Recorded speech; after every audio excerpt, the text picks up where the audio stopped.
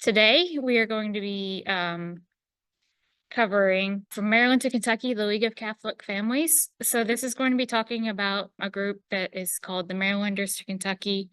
They came primarily from St. Mary's County, Maryland, to what is now called the Kentucky Holy Land of Nelson, Washington, and Marion counties. So to start, we need a little bit of background on Maryland. The colony of Maryland, it was founded in 1632 and was by Cecilius Calvert, also known as the second Baron of Baltimore. And as you may remember from learning about the states in elementary school, Maryland was considered the Catholic colony. It was founded as a refuge for the English Roman Catholics. There were several religious wars going on in Europe during this time period, the 30 Years' War. And the British Civil Wars would actually start a couple years later as well. So there was a lot of turmoil going on for the Catholics, and they were also an oppressed group in England at the time. The British also wanted to counter the Dutch prevalence that was in the Chesapeake area, so they wanted a colony to kind of keep the Dutch from kind of spreading out in that area. So as I said, in 1632, the king granted a charter to Calvert for approximately 12 million acres in that Chesapeake area. And in that area, in southern Maryland, you have the Piscataway Nation of the Algonquin tribe, and they were part of the Powhatan Confederacy. So these are who the European settlers would have met when they landed in Maryland. The two ships that they came on are the Ark and the Dove. And they landed at St. Clement's Island in March of 1634, and they held their first mass there a couple of days later. And the group was led by Leonard and George Calvert, and these were Lord Baltimore's brothers. There aren't any surviving passenger lists from the ships. However, there was a book called A Relation of Maryland that was written a year later, and it gives a list of the gentlemen adventurers. So these would be your more kind of upper class passengers that would have been there. Then settlers consisted mostly of English Catholics. There is actually an account of the ship's voyage to Maryland written by the first priest that was there, Father Wright. That you can also find a copy of that if you want to read more about the voyage there. Since there's not any passenger lists of these early passengers, one way to try and find out when someone might have arrived would be looking for the land grants or land patents. From 1634 to 1680, there was something called the Conditions of Plantation. Basically, what this meant is that since Calvert owned all of the land in the colony, he would give away certain amounts of free land to someone who could prove that they either paid for their own transportation or they paid to transport others. This would usually be something like maybe a family members or indentured servants as well. And they could claim a certain number of acres. As the years went on, that number kind of decreased as there was less and less land to give away. And then they stopped doing this in 1680. The Maryland State Archive has digitized all of these records, and there are several indexes that you can find in book form. The Early Settlers of Maryland is considered the main index for these land patents and land grants. So that's one way that you can try and find your early Maryland ancestors. So we're going to fast forward 100 years now. Why did these immigrants from Maryland want to move to Kentucky? There are four main reasons that are kind of given for migration. However, no one has ever said explicitly why they migrated. One is the Revolutionary War in St. Mary's County. So the British fleet was stationed in the Chesapeake Bay, so the area suffered from bombardments and raids from the British soldiers throughout pretty much the entirety of the war. The British would confiscate property, they plundered and burned homes, they stole crops and that sort of thing. So the area was kind of decimated after the end of the Revolutionary War.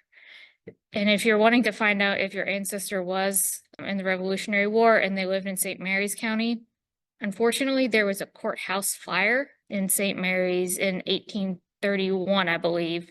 So those original military records were destroyed. However, throughout the years, groups have kind of compiled lists. The list of officers did survive that fire, so that was something to kind of work with. And there's a book called the St. Mary's County, Maryland, and the American Revolution Calendar Events that goes through year by year the events that happened, and it lists the different people from the county who enlisted, soldiers and that sort of thing. So you can find out that way, you just might not find official military records. The economic conditions were also not great after the war, which this is kind of for all of the colonies in general. There are more fees and taxes that are being placed on property at the time. By this point, after over 100 years of settlement, there's going to be a scarcity of land, and so any land that is available is going to be more expensive. The large manors that kind of made up the colony of Maryland were confiscated by the government and then resold or leased to people. And at this time, land in Kentucky was abundant because no one was there, and it was cheaper as well to buy land there than it would have been to try and buy land in Maryland. Settlers also would have been looking for religious freedom because by the late 18th century, a lot of the restrictions against Catholics that you would have seen in England 150 years ago were also slowly being imposed on the Catholic settlers in Maryland at this time. So there was limited property ownership. They could not hold public office, and that was a really big reason for a lot of people wanting to leave. And they were restricted on their public worship. And so Kentucky, again, because there were not a whole lot of European settlers there at the time, it was kind of seen as a new frontier for religious freedom, a place where they could worship in public and not have to worry about any repercussions from that. And then this time period, you also have just the general westward expansion that's going on in the United States. After the Revolutionary War, all of those areas that the British owned that were to the west were opened up and were becoming part of the United States. So you're getting all of this new land in Kentucky and like Indiana and Ohio and that area, basically anything west of the Alleghenies. And so you're going to see a westward movement to all of this new land that's free and open to people who are in these areas where the land is restricted. So in 1785, approximately 60 Catholic families from the St. Mary's County and neighboring county, Prince George as well, they kind of set a pact amongst themselves, and they agreed that they would travel together and establish settlements in Kentucky, and they called themselves the Catholic League. And the Archbishop of Baltimore agreed that if they would go to Kentucky and settle in these large groups, that he would send a priest over there with them to help them set up, and they would be able to build churches and establish parishes quicker than if they had gone kind of piecemeal, smaller groups of families that way. So in early 1785, about 25 families left Maryland to go to Kentucky, and they were led by Basil Hayden Sr., and records were kept by Philip or Philomer Lee. And this would become the first of what would be annual migrations from Maryland to Kentucky that lasted up to 1812. So this list here is considered the definitive list of that first group of the Catholic League to leave, which, as you can see, there's more than 25 names on here. So I believe they're grouping together, like siblings who brought their families together as one family unit. For example, the John Baptist Dant, James Dant, and Joseph Dant all probably would have been considered one family.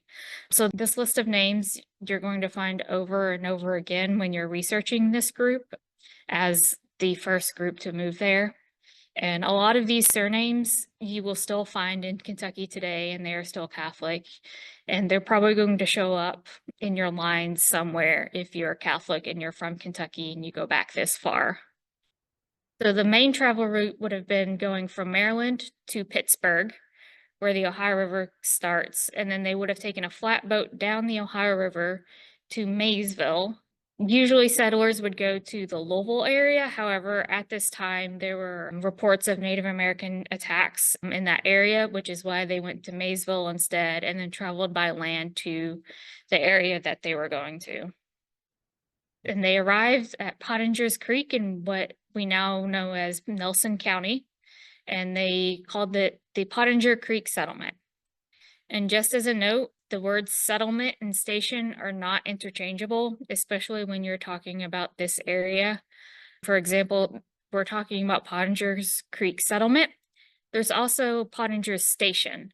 So that is a different settlement. Most of these settlements were going to be near a station.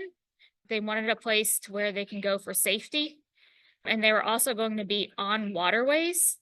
And so you're going to find a lot of stations and settlements are going to have the same names because of the waterways. So the Pottinger's Creek Settlement was about 12 miles from Goodwin Station. The church station would have been at the house of Basil Hayden. And so what I mean by church station is that this is where the settlers would have gone to have their services. A priest would have gone there to conduct mass for them and offer sacraments, and they would just call these houses kind of church stations. And the first church in this area would have been Holy Cross Chapel, established in 1792. So the thing about Pottinger's Creek is that there is very poor farming land. So when later groups are coming, they're not going to settle in this area. And a lot of these settlers, especially their children, are going to move to the other settlements in the area because the farming land is so poor. To arrive, settled in Hardens Creek, and they arrived in 1786. This is about 10 miles east of Pottinger's Creek, and their church station was at the home of Henry Hagen. And the church that was established there was St. Charles in 1806. And this settlement was actually renamed St. Mary's, and it's still a little town today. The last group of the original Catholic League families arrived about 1787 and 1788, and they settled in the Bardstown area and also on the Poplar Neck Creek area.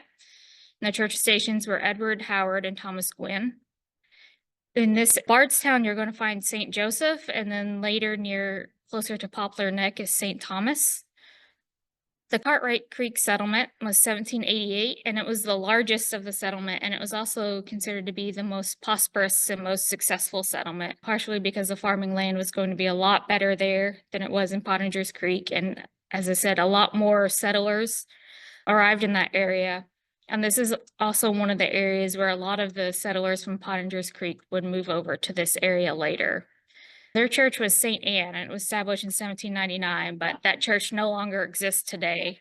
St. Rose Proto-Priory Church is there today, and it was established in 1806. Rolling Fork and Calvary settlements, also 1788 and then 1790. This is another area where a lot of your original settlers from Pottinger's Creek, some of their kids or some of them themselves would have moved over to this area. You can see a list on early settlers. Basil Hayden Jr. moved over to this area. And if you're wanting to know more about the settlers in these two settlements, there's actually a book, Kentucky Catholic Pioneers by Gerald Thompson, that talks about the settlers and gives genealogical and biographical information about these settlers. The last major settlement in this area was in 1795, and it was at Cox Creek. They changed its name to Gardner's Station after the original leader, Clement Gardner. They then changed their name to Turkeytown because there were so many turkeys in the area, and now we know it as Fairfield, Kentucky. And in this area later, there would be a significant number of Irish immigrants who would settle in this area later on. So these three counties make up what is considered today the Kentucky Holy Land. The origin of this name is unknown. It seems to have date to the late 19th century. It has definitely gained more traction in the last several decades as part of like a tourism thing. But it's Nelson County, Washington, and Marion. And when you're looking for records for your ancestors in these counties, you really need to keep in mind the county formation dates. Originally, it was all Nelson County. In 1792, the eastern part breaks off into Washington County, and then Marion County in the southern part of Washington County forms in 1835. So especially when you're looking at your Marion County ancestors, a lot of their early records are going to be in Washington County and not Marion County. And I also wanted to note that there were two other settlements from these Marylanders to Kentucky in Breckenridge and Scott counties. However, these counties, it's roughly 100 miles from this area, which is why we're not discussing them today. However, I did want to note that these settlements were from this group of people as well. Another nickname for this area is the Cradle of Catholicism. As you can see, there are a number of churches. Most of these are still around today. St. Anne is one of the original churches that is no longer in existence. You also have the Abbey of Gailey and the Sisters of Loretto Mother House. Those are also two major important Catholic institutions in the area. And if you're looking for transcriptions of church registers, the Nelson County Public Library in Bardstown, Kentucky actually has a lot of transcriptions and indexes of the church registers. So two of the first churches in the area are Holy Cross Church. It was the first Catholic church west of the Allegheny Mountains. And many of the original Pottinger's Creek settlers are buried in the church cemetery. You can find cemetery listings in books and online for this cemetery. The other major first church in this area is the St. Joseph Proto-Cathedral. The Diocese of Bardstown was formed in 1808, and the cathedral was constructed from 1816 to 1819. There was also a school and college with the church. And the cemetery was founded in 1802, before the cathedral was built, when it was still a smaller church. You can find cemetery listings for it on the church website. And because it's a cathedral, they still have a lot of their records themselves. And I will note that the St. Joseph Cemetery is adjacent to the Bardstown Cemetery. I believe it's just a fence that separates the two cemeteries. So you have to keep that in mind when you're looking at the records and where they are, and whether or not they're in the St. Joseph Cemetery or in the Bardstown Cemetery. They were founded in 1812, and their primary focus was education, so they would have provided a lot of the schooling for the original settlers in this area. The convent was built on land that was donated by the Dant family, and many of the women and girls who joined the convent were from local families. I know of several in the Dant family that actually joined the convent. And they do have their own archives that you can look and see records of ancestors that may have joined the convent. The Abbey of Gailey is the oldest Trappist monastery in the U.S. still in operation, and it was founded in 1848. Originally, it was a school. It was established by the Sisters of Loretto before eventually becoming its own thing. And they had their own all-boys school throughout most of the 19th century. And they also would have employed a lot of the locals to help out. Where their records are, I was unable to find, but there's probably going to either be an archives with the Abbey, or you can check with the Archdiocese of Louisville Archives to see if they have any employment ledgers, or again, if you have any ancestors that would have joined that monastery. So what was life like for these settlers? Well, they were a tight-knit, close community, and their community centered around their parish, so their local church. And they would have married within mainly the Catholic faith. You might have some who married outside, maybe married a Protestant, but for the most part, everyone is going to stay marrying within their faith. And you're also going to find very large families.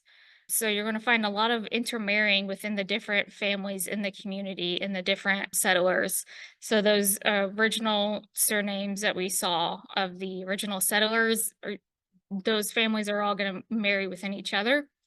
So when you're doing your genealogy, if you can trace back to one of those people on that screen with all of the names, you're probably going to be connected to other ones as well. And you can look for parish records and histories. Those can be found at the church level, or again at the Archdiocese of Louisville Archives. And just a note, the Catholic records, they might either be in English or they may be in Latin. It kind of depended on the priest on whether or not he kept them in English or Latin. So if you've been hearing the name Basil Hayden and thinking, isn't that a whiskey? Yes, it is. It is named for him. Distilling is one of the largest industries in this area even today. Small-scale distilling was common in southern Maryland in the 1700s, and whiskey was sometimes used as currency during this time. And so when those settlers came to Kentucky, they brought their traditions of distilling with them. They also found a soil and climate that was suited to corn and rye, which are used in making whiskey. And distilling was a way to kind of use any extra grain that you had and make money off of it. And the water there is also good for whiskey production. So that's why you're going to find a lot of distilleries in this area.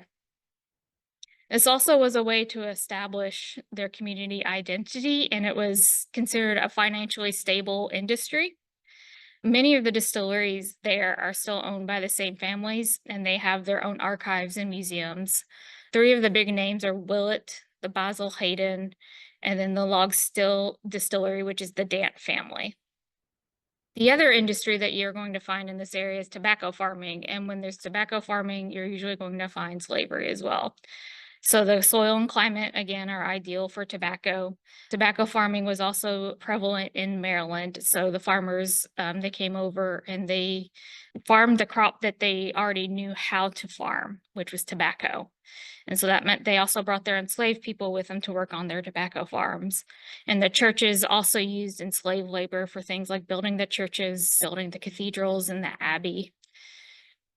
In 1871, the Sisters of Nazareth opened a school with a small chapel for the former enslaved people in the Bardstown area, and it became a parish in 1956. And if you're looking for records for the school, those are going to be with the Sisters of Charity of Nazareth archives. And then the parish records, again, you can either find at the church level or with the Archdiocese of Lowell. So by the 1820s, you're getting to about the third generation of this group. And so the land, you're not going to find as much land as those original settlers found. It's similar to Maryland, where as more people are coming in, the land gets taken up. But also with these large families, as the original settler dies, he gives his land to all of his children. 500 acres isn't going to go very far when it's split between 10 kids. So you're going to find a lot of the second and third generation Marylanders to Kentucky moving out of the area, most likely looking for more land so they can have their own farms.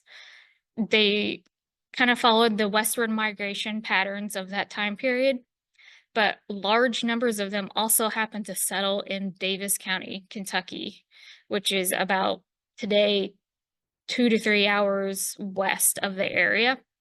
These settlers established two communities in Davis County. There's West Louisville, which is in the western part of the county, and their church was St. Raphael, which no longer exists. And then Knoxville in the eastern part of the county, their church was St. Lawrence, and that is still around today. And if you're looking for Davis County church records, the early ones are all going to be St. Lawrence, because the priest, that was the first church in the county. And so the priest would go around the county baptizing, and it would all kind of be under the name of St. Lawrence. And you can find these records with the Diocese of Owensboro archives. There are two main sources when you're researching this group to find out more information about the settlers. The first is the Sketches of the Early Catholic Missions of Kentucky. It was published in 1844. And the second is the Centenary of Catholicity in Kentucky in 1884. So the first one, the Sketches, that one is more about the group itself, the churches. It's more kind of story-based. So you're for wanting to learn more about what it was like moving into Kentucky in the 1780s and establishing a church, that's a good source. Whereas the Webb's book is more genealogical and biographical. And he also points out some inaccuracies from the Spalding one as well. The Centenary book is really great resource. It's where all of the names that I've given you today have come from this book, and it is kind of considered one of the main texts for this group. And it is considered to be mostly accurate, or more accurate than the earlier 1844 book. There's also a society called Marylanders to Kentucky Genealogical Society, and it was founded in the early 1990s. This is a group of people who trace their ancestry back to the Catholic League and the subsequent migrations. At first, it was kind of like a family reunion, the way they held it, as all, because they are all related somehow in some way. And they would gather together to share their research, but eventually it evolved into a genealogical society. And they hold their conferences reunions every other year. And they also have several publications that you can find of people who have submitted their own research, family trees, family genealogies. And they're a really great resource when you're trying to trace and verify your ancestry back to this group. There are several main kind of texts that you can use when you're researching this group. The History of St. Mary's County, Maryland by Regina Combs Hammett is considered a primary source. The Marylanders to Kentucky and More Marylanders to Kentucky by Henry Payton. Those are also main ones as well. Sister Mary Louise Donnelly has written over 25 family histories. I was going to originally list them all, but there's just too many. And her family histories that she has written cover almost every single one of the original Catholic League families to some degree. So you can, if you just go into our catalog and you just search her name, you will find all of the books that she has written, and those are all going to be really great resources for you. There are also genealogical departments at the Nelson County, Washington County, and Marion County public libraries that you can check if you're going to the local level, if we can't help you find anything from the Genealogy Center. We can do questions now. Jeanette is asking, she says, St. Anne's Church had a cemetery. How can I find out exactly where it's located? The cemetery is probably going to be almost right next to where their church was. And I think that is fairly well documented. I believe it shows up in some cemetery record books. The St. Anne Cemetery does. Our next question is from Phyllis, and she's wondering, did any of the settlers bring enslaved people with them? Yes, they did. As I said, since a lot of them were tobacco farmers, they brought their enslaved people. The churches used enslaved labor. A lot of the women, when they would actually join the Sisters of Loretto, that convent, any enslaved people that may have been in their name would have become part of their dowry for joining the church, and they would become considered the church's enslaved peoples that way. So they did bring quite a number of people with them. So for our next question, the church registers that are at the Nelson County Public Library, are those available digitally on their website or just accessible in person? Yeah, it looks like they're all transcriptions of them. And from what I can tell, those are all books that are in their collection. I have looked, and the Catholic Church records that you would normally find on Family Search for these areas are not on Family Search. So I think if you were wanting to see original records, you're going to have to go to the church level or to the archdiocese. For researching those early land records, what do you recommend? Where do you recommend starting, or which websites would you suggest? I would start with that Early Settlers of Maryland book because it's an index to all of them, so it has all of the names and kind of like a brief description of what it is their land and the time period and all of that. So that's where I would start first. I've not had a chance to really dive deep into those, but I suspect that if they're having to prove that they paid for transportation of other people, even if your ancestor came as like an indentured servant, I suspect they may be listed on that person's their land patent. So if you want to check those as well, that would be the first place that I would start. Thank you, everybody, for attending, and thank you, Christina, for presenting. And I hope everybody has a good day.